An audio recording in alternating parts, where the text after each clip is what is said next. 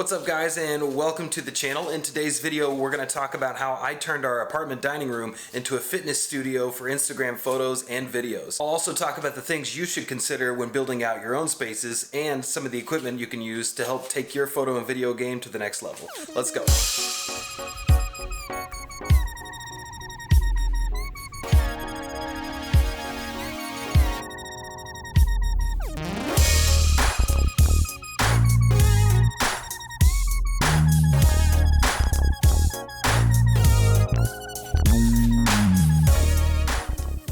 As you can see, I'm still rocking a hat because I still can't get a haircut. Okay, so we turned our dining room in our apartment into a fitness studio that we can work out in and also make content for Instagram. It didn't cost much to get the studio set up. In fact, all we spent on this was about $85. The rest of the equipment was already in the house. Dumbbells, yoga mats, a jump rope, a few other odds and ends and essentials. But having all of that and putting it together with a clean space with an actual workout mat, a mirror that we can use to make sure our form is good, we are able to get a good home workout and also create great images and videos in the process. So what should you consider when building out your own studio, your own workout space, especially if you're looking at using it for photos and videos?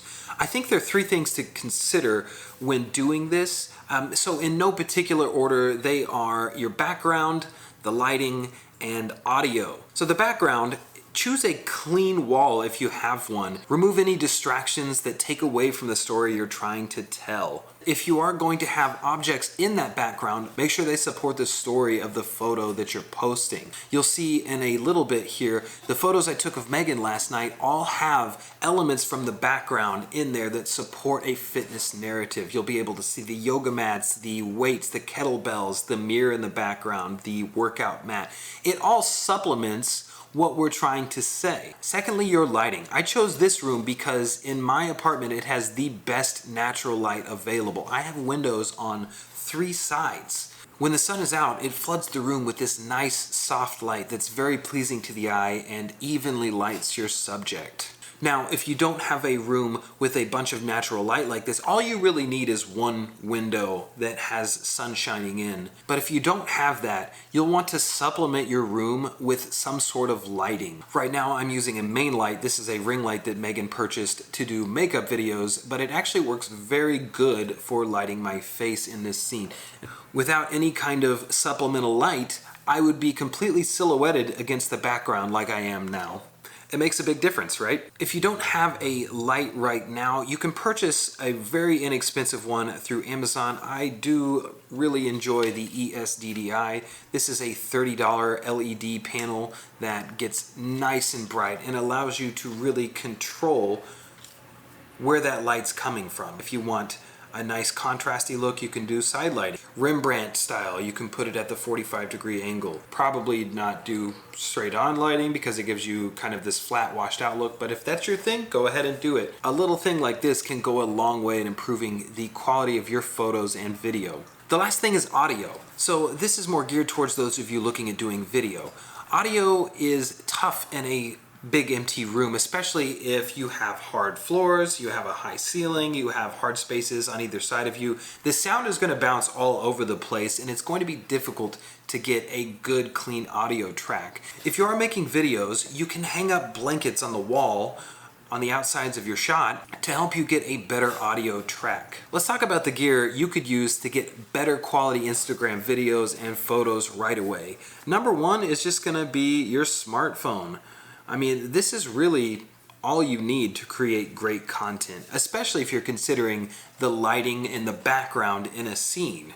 I prefer Samsung phones for their photo quality. However, iPhones are amazing, especially the iPhone 11 and 11 Pro. They do a really great job capturing all the details in a scene and doing a really good job with dynamic range. I find that Megan's iPhone does a better job of dealing with backlit situations like this than the Samsung does, especially for video. We already touched on this earlier, but I do love the ESDDI light, as well as this guy. This is a ring light. This particular one is an off-brand, I believe it's Neewer, Neewer, and it is nice and powerful. It lights me evenly and is bright enough to fill an entire room up if you need. Lastly is a tripod, and this is going to be one of the best investments you can make, especially if you're looking to get better photos of yourself or anybody else. This is the Joby GorillaPod 3K kit.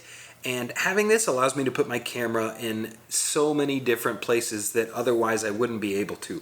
Have you ever been at the gym trying to get an awesome selfie of you doing some sort of exercise and you had to set your phone on the ground and lean it up against the wall and try and angle it just right, and it ends up being a mess. With a tripod like this, you can put it anywhere. You can hang it off of anything. You can set it up on top of places. It has an adjustable head, so you can adjust the angle to get pretty much any angle that you want to help you get better content. So when building out your home studio for fitness or photo and video, just remember to consider those three things: the background, the lighting, and if you're doing video, the audio.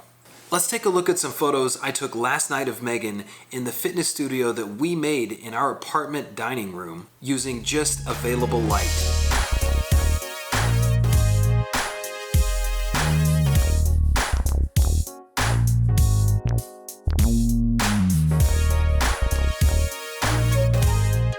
Well, that's all I have for you today. I hope you got some value out of this video. And if you did, hit that subscribe button, throw me a like, drop me a comment below, and let me know if this helped you build a better workout studio for photo and video at your house. Thanks everyone, we'll see you soon.